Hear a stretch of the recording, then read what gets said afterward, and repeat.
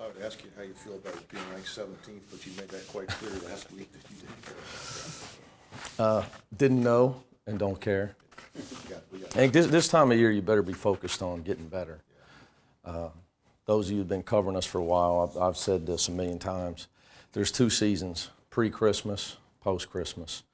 It's much harder to win games post-Christmas. So you got to be focused on whether your team is improving. So that's really all my concern is. Even because you can win, but you look at the film and there's so many things we need to get better at. I don't have time for anything else, really.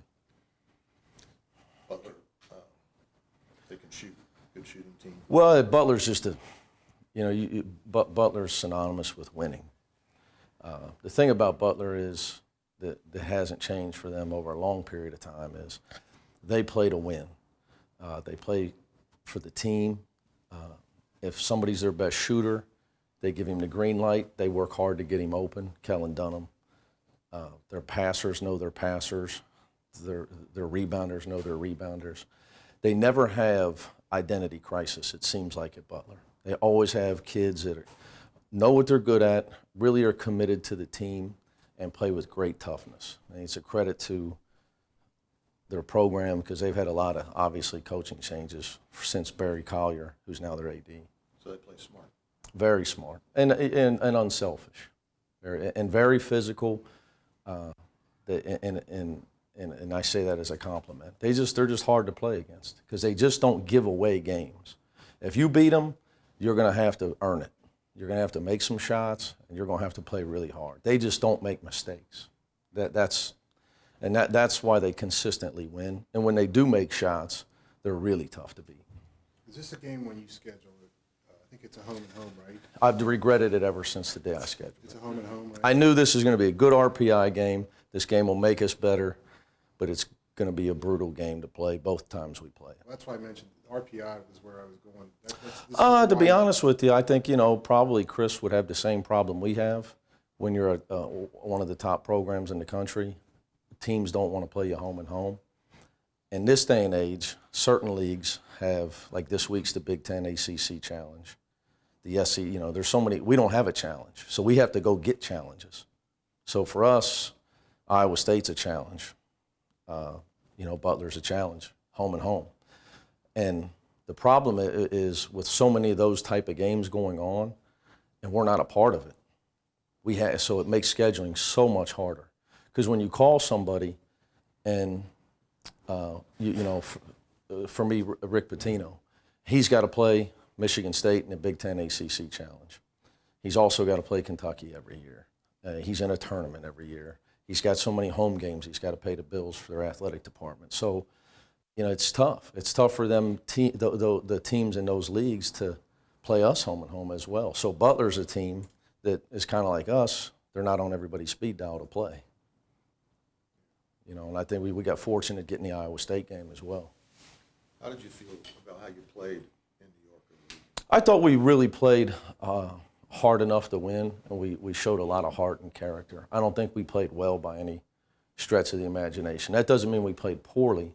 I just think it's just early season basketball. I thought credit to the teams we played. They took a lot of things away from us. And I wish we would have handled that better. I don't think we shot it particularly well. Farad missed a lot of shots he doesn't miss. We didn't finish great around the basket as a whole.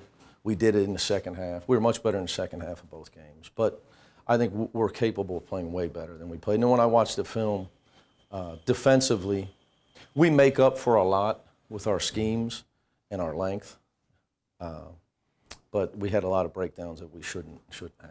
Obviously, you weren't going to average 90 points a game, and you averaged in the 60s there.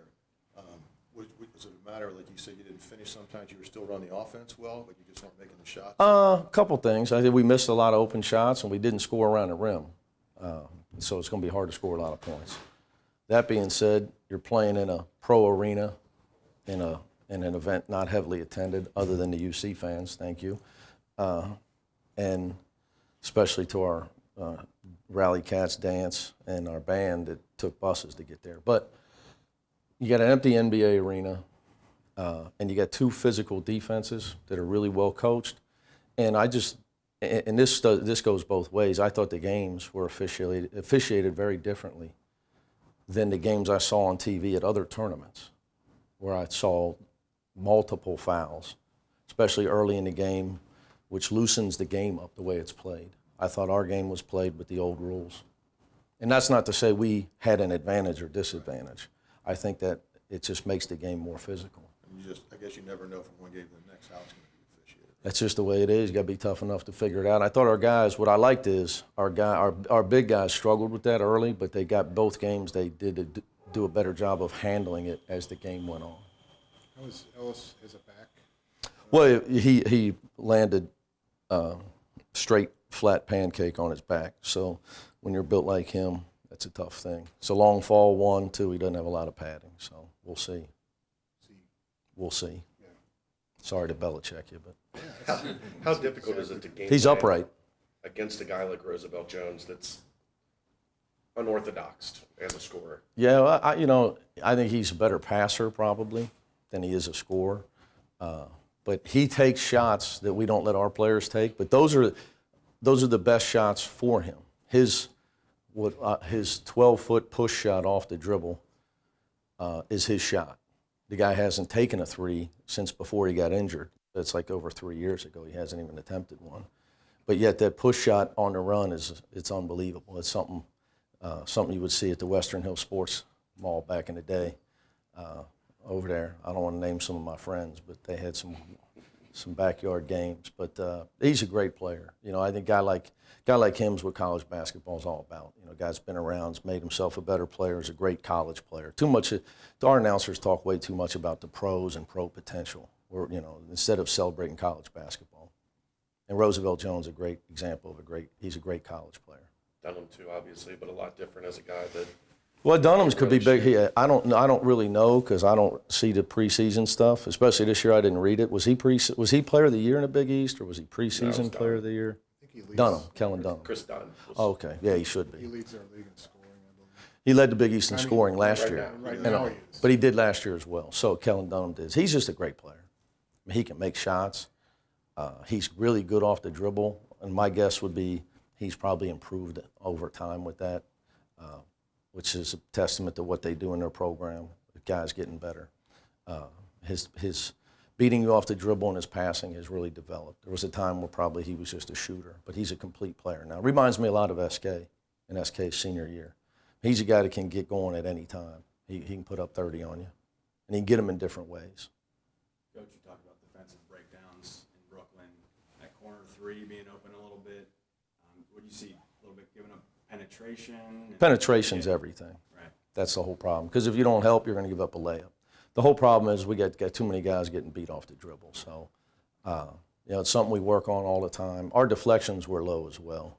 Both games we had 30 and 27. We were averaging 50 a game going in, which goes back to why the games were low scoring. We weren't getting our points off turnovers were way down. So we got to do a better job of having more defensive energy. Because as the competition goes up, if you don't create some points off of your defense and you're playing all 5-on-5, you'll never see 90. You'll be lucky to see 75, to be honest with you. So we've got to get our deflection total back up. Thanks, guys.